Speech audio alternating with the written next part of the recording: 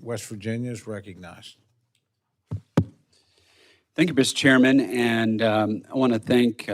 Chairman Joyce for including my amendments, specifically on ESG in this en bloc amendment, which two of my amendments are included in this.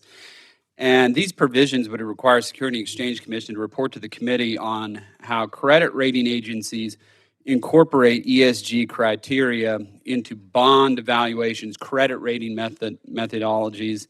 and their effect on the public market. So why this is so important to me, I was previously the state treasurer of West Virginia, and we were facing a downgrade in our bond rating due to factors such as the industries that we undertake, oil and gas, coal, demographics, and then flooding, which just so happens to happen when it rains sometimes because we got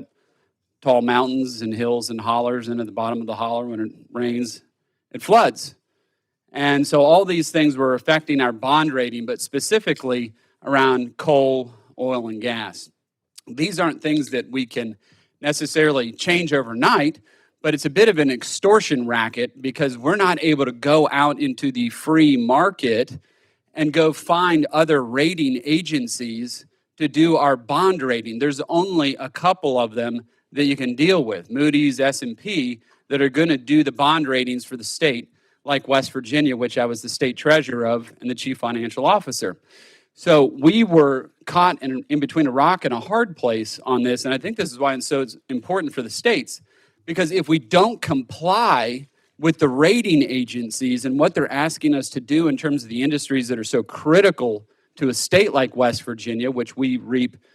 easily $1 billion, a quarter of our budget is from coal, oil, and gas severance taxes, it's going to cost us more money to build roads, hospitals, and schools, which we have to bond out.